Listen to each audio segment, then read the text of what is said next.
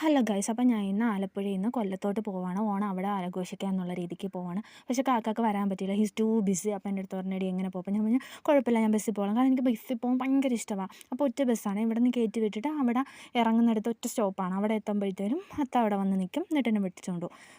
ഒരു ബുദ്ധിമുട്ടൊന്നുമില്ല. ഇവിടെ നിന്ന് കയറുന്നു, അവിടെ ഇറങ്ങുന്നു, രണ്ടിടത്തും ആളുണ്ട്. പക്ഷേ എനിക്ക് ബസ്സിൽ പോകാൻ ഭയങ്കര ഇഷ്ടമാണ്. സത്യം പറഞ്ഞാൽ ഞാൻ എൻ്റെ വീട്ടിൽ പോകുമ്പോഴാണ് ബസ്സിൽ കയറുന്നത്. അല്ലാതെ ആലപ്പുഴ നിൽക്കുമ്പോൾ ബസ്സിലൊന്നും പോകത്തില്ലേ. അപ്പോൾ എനിക്ക് ഭയങ്കര ഇഷ്ടമാണ് പക്ഷേ ബസ്സിൽ പോകും പാട്ടൊക്കെ കേട്ട്. പക്ഷേ ഇത് KSRTC ആയിരുന്നു, കുഴപ്പമില്ല. അല്ലാതെ ഞാൻ തന്നെ പാട്ട് വെച്ച് കേട്ട് അങ്ങനെ പോവാം. ഫസ്റ്റ് ഞാൻ ഇരുന്നത് ഭയങ്കര ബ്ലോക്കായിരുന്നു. കരുനാഗപ്പള്ളിയിലൊക്കെ ഒടുക്കത്തെ ബ്ലോക്ക്.